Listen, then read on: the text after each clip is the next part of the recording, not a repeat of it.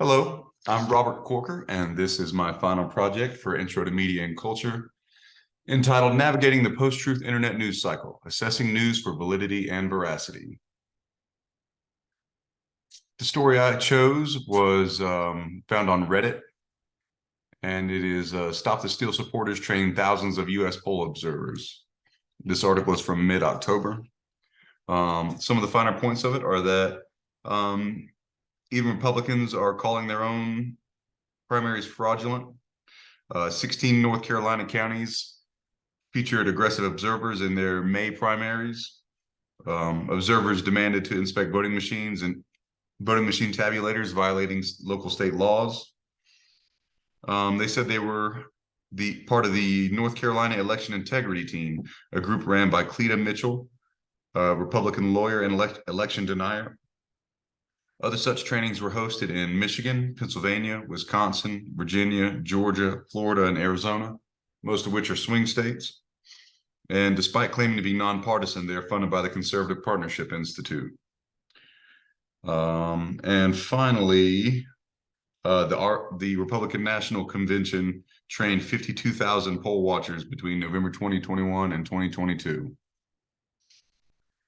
I went down the rabbit hole to find out more about Reuters. Although it's been in the target of some controversies over the years, the news organization's 171-year history conveys its continued success even as paradigms about journalism evolved.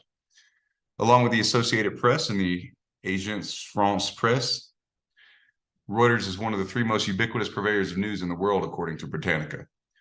The article that my project's about linked to two other articles by Reuters, a recursive link about the midterm results, and another called Trump Allies Breach U.S. Voting Systems in Search of 2020 Fraud Evidence.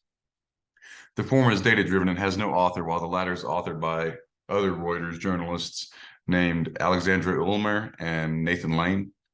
And the main article links to these others in passing, and that they are not the basis of the article, nor do their conclusions have any kind of bearing on the findings of the Stop the Steal supporter article.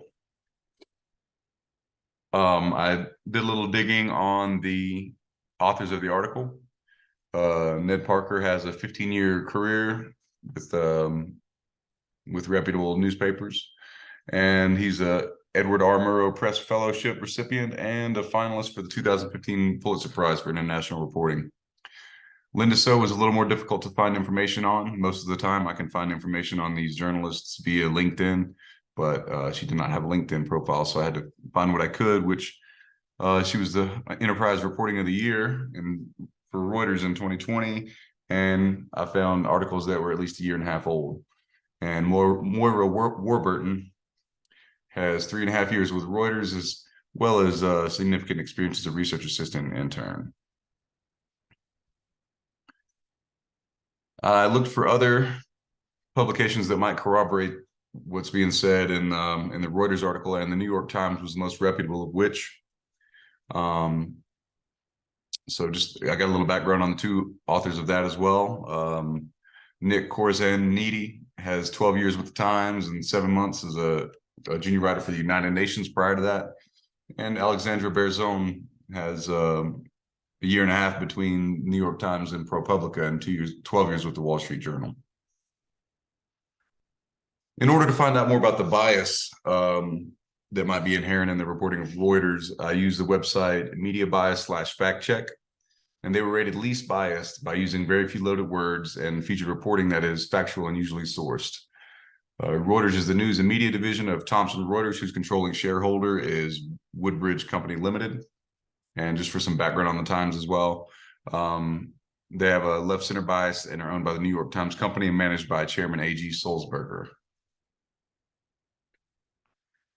Tried to investigate why people would have such a propensity to want to challenge the election and believe in the big lie. And I found this article from Behavioral Sciences, the academic journal, and it says individual differences in belief in fake news about election fraud after the 2020 election. They studied participants before and after the results of the election and found that participants with more conservative ideology, greater presidential approval of the outgoing president, Greater endorsement of general conspiracy narratives and poorer cognitive reflection demonstrated greater belief in false headlines about election fraud. Additionally, consuming more politically conservative election news was associated with greater belief in false headlines. So now that the election has come and gone with no significant irregularities or violence at polling places, the article is largely moot.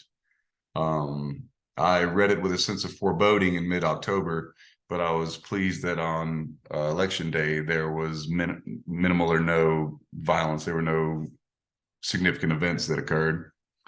While it is concerning that Republicans are willing to deputize and improperly train tens of thousands of people to observe and possibly intimidate voters, the fact that there was no major event or violence means that most people won't care enough to read about it. Therefore, I will not share this article on social media. But if I were to share it, I would do it on Instagram. And this is what it would look like. I made sure to include that Reuters is unbiased and factual, and that they have their own self-regulating principles that guide their editorializing. The Thomson Reuters trust principles are that Reuters shall at no time pass into the hands of any one interest group or faction, that the integrity, independence, and freedom from bias of Thomson Reuters shall at all times be fully preserved, that Reuters shall supply unbiased and reliable news services to newspapers, news agencies, broadcasters, and other media subscribers, and to businesses, governments, institutions, and others with whom Reuters has or may have a contract. That Thomson Reuters shall pay due regard to the many interests which it serves in addition to those of the media, and that no effort shall be spared to expand, develop, and adapt the news and other services and products of Thomson Reuters. For the work side, I included the academic article about the propensity of people to believe in the election lies. Britannica article that talked about the popularity and ubiquitousness of Reuters. The initial article itself, and the media bias fact check as well for Reuters. And finally, the New York Times article as well. Thank you for listening. I hope you have a great evening.